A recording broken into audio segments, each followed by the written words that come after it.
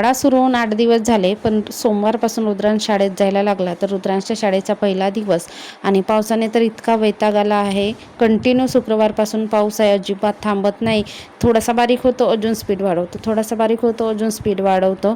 तर थंडीसुद्धा तेवढीच लागते आणि गावावरून आल्यानंतर रुद्रांशला थोडासा सर्दी नाही पण खाशी वगैरे असा कफ गळ्यामध्ये जाणवत होता. त्याच्यामुळे मी त्याला स्वेटर घालून दिलं आणि बाहेर बघू शकता एकदम सुमसान अशी रस्ता होती. रुद्रांश शाळेत गेला. त्याच्यानंतर मी गेली दवाखान्यात, कंबर वगैरे दुखत होती. तर बाजूवाली ताई पण गेली सरकारी दवाखान्यात, म्हणून तिच्यासोबत मी गेली. तिकडून आली आणि दळण करायला बसली. दळण करणे पण आवश्यक आहे, आता डब्याला वगैरे पोळ्या लागतात. स्त्री असली तरी बाहेर गेल्यानंतर फिजूनच होते, त्याच्यामुळे कपडे पण तेवढेच चेंज करावे लागतात आणि पावसाळ्याचे कपडे पण सुकत नाही.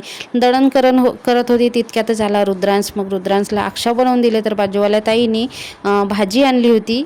आता तुमच्याकडे काय म्हणतात माहीत नाही, आमच्याकडे लेंगडा भाजी म्हणतात आणि कोकणामध्ये त्याला कोळूची किंवा फोणसीची भाजी असे काहीतरी म्हणतात. तर त्याच भाजीची आम्ही अक्षा बनवलो आणि संध्याकाळी मग रुद्रांशचा अभ्यास घेतला. आता इतके दिवस सुट्ट्या होत्या आणि आत्ता लिहायला कंटाळा करतो, पण आता काय फर्स्ट स्टँडर्डमध्ये गेला आणि अभ्याससुद्धा वाढला. मग हळूहळू आता प्रॅक्टिस सुरू लिहायची.